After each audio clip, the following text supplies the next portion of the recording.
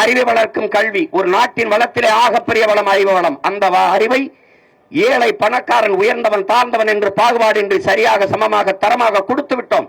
அப்படி சொல்ல முடியுமா? தனியார் பள்ளி கல்லூரிகளின் தரம் என்ன? தனியார் முதலாளிகள் நடத்துகிற பள்ளி கல்லூரியின் தரம் என்ன? அப்ப தனியார் முதலாளிகள் நடத்துகிற பள்ளி கல்லூரி தரமாக இருக்கிறது, அரசு பள்ளி கல்லூரி தரமற்று கிடக்கிறது என்றால் தரமற்றவர்கள் கையிலே அதிகாரம் இருக்கிறது என்பதானே பொருள். எதற்காக அப்ப 10 லட்சம் கோடி கடன்? தடையற்ற மின்சாரம் தர முடிகிறதா? மின் உற்பத்தியில் தன்னிறைவை பெற்றிருக்கிறதா இந்த நாடு? வேற மாநிலங்களிலிருந்து தனியார் முதலாளிகள் வந்து மின்சாரத்தை பெற்று இது விற்றுக் கொண்டிருக்கிறது, நாட்டு குடிகளுக்கு கொடுக்கிறது. அதுவும் தடையற்ற மின்சாரம் தர முடியவில்லை. இத்தனை ஆண்டுகளால் மின்சாரத்தின் தேவை எவ்வளவு அவசியமானது என்பதை அறியாத நாடா இது? ஆட்சியாளர்களாக இவர்கள் நித்யா மின்சாரம் இல்லாத எந்த இயக்கமும் இல்லை.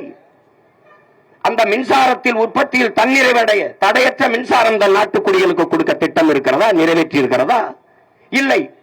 பிறகு 1.5 லட்சம் கோடி மின்துறையில இழப்பு எப்படி வந்தது? எப்படி வந்தது? அரசு போக்குவரத்து துறையிலே 1 லட்சம் கோடி இழப்பு எப்படி? தனியார் முதலாளிகள் நடத்துகிற பேருந்தில் எல்லாம் லாபம் வருகிறது, பல புதிய வழித்தடங்களுக்கு விண்ணப்பிக்கிறார்கள். அரசு போக்குவரத்தில் இழப்பு எப்படி வந்தது? யாரு கேட்டது இலவச பேருந்து? ஆண்களுக்கு இலவசம், பெண்களுக்கு இலவசம், யார் வேணாலும் ஏறலாம், யார் வேணாலும் இறங்கலாம், திருட்டு பயிலும் ஏறி தாலி எடுத்துக் கொண்டு இறங்கலாம், யார் வேணாலும் வரலாம் போகலாம். யாரு கேட்டது இலவச பேருந்து? தரமான பேருந்து, பயணிக்க சரியான பாதை, தரமான போக்குவரத்து கேட்டோம். எங்கே கொடுத்தார்கள்? எங்கே இருக்கிறது? உயிரை காக்கும் மருத்துவத்தில் தரம் உண்டா?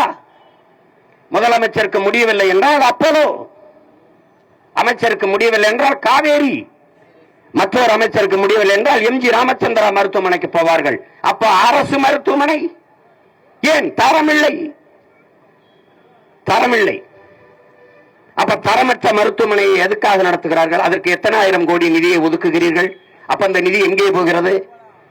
ஒரு தனியார் முதலாளி கொடுக்கிற மருத்துவ தரத்தை ஒரு அரசு 8 கோடி மக்களால் நிறுவப்பட்ட அரசு கொடுக்க முடியவில்லை என்றால் அரசு தோற்று போகிறது. கையாளாத அரசு, தோல்வியுற்ற அரசு. அந்த அரசைத்தான் நீங்கள் தொடர்ச்சியாக தேர்ந்தெடுத்துக் கொண்டிருக்கிறீர்கள் என் உடன் பிறந்தவர்களே. எப்படிப்பட்ட கொடுமை பாருங்கள். இவ்வளவு ஒவ்வொன்றையும் பாருங்க. எதையாவது ஒன்று ஒரு நலத்திட்டத்தை நிறைவேற்றி இருக்கிறதா? பிறகு எப்படி இந்த 10 லட்சம் கோடி கடன் வந்தது? இந்த 5000 ரூபாய் வங்கி கணக்கிலே போட்டதில் மட்டும் 6800 கோடி இழக்கிறார்கள். எப்படி இந்த 6800 கோடி எப்படி எடுப்பார்கள்? இந்த தேர்தல் வருது, கொடுத்து விட்டீர்கள். அடுத்த முறை அடுத்த தேர்தலுக்கு கொடுப்பீர்களா?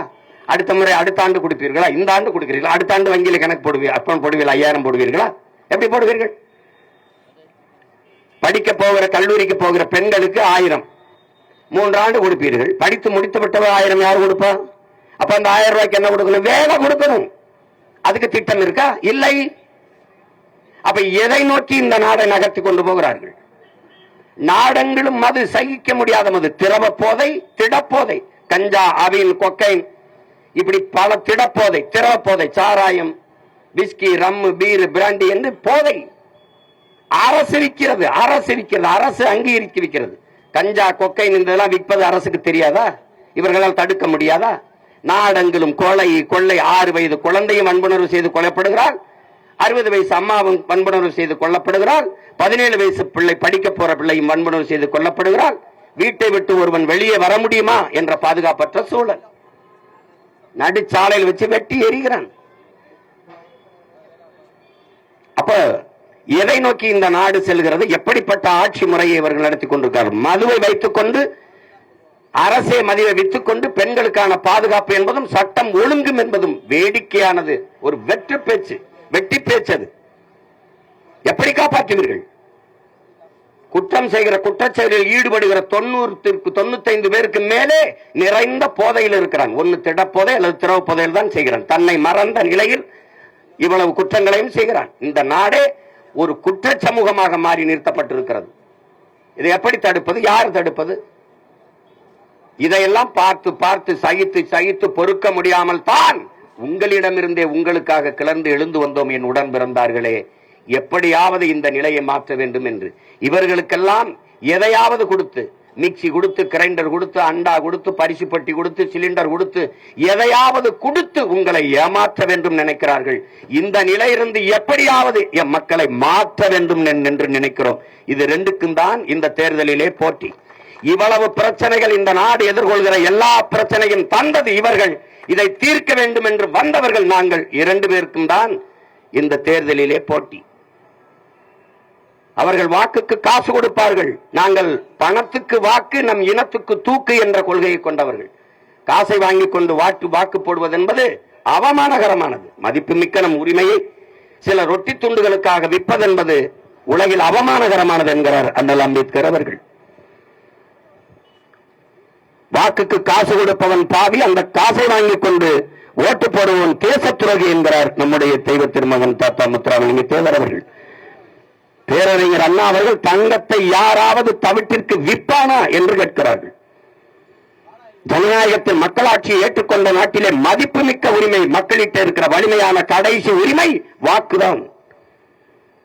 அதை விற்பது என்பது எவ்வளவு பெரிய தன்மான இழப்பு, எவ்வளவு பெரிய உரிமை இழப்பு. அறிவார்ந்த தமிழ் சமூக மக்கள் சிந்திக்க வேணாமா? என் அன்பு சொந்தங்கள், ஒருவன் வாக்குக்கு காசு கொடுக்கிற இடத்தில் தான் ஊழல் லஞ்சத்திற்கான விதை ஊண்டப்படுகிறது என்பதை நீங்கள் புரிந்து கொள்ள வேண்டும். அந்த இடத்திலே ஒரு முதலீடு செய்கிறான், ஒருவன் முதலீடு செய்கிறான், 30 கோடி முதலீடு செய்கிறான்.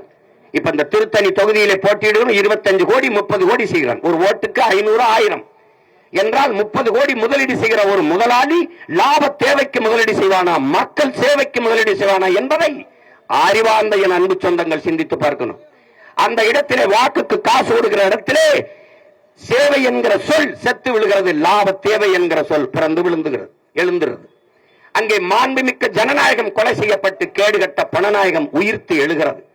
பணம் இருக்கிறவன் தான் அரசியல் செய்ய முடியும் என்ற நிலை உருவாகுமானால் என் அன்பு மக்களே, இந்த நாட்டில் முதலாளிகளுக்கான அதிகாரம் தான் கட்டமைக்கப்படும். உழைக்கும் அடித்தட்டு மக்கள் 5 விழுக்காட்டு முதலாளிகளுக்கான அதிகாரம். அப்ப 95 விழுக்காட்டு மக்கள், உழைக்கும் மக்கள், பாட்டாளி மக்கள், இவர்களுக்கான அதிகாரம் எங்கே? எங்கே மக்களாட்சி?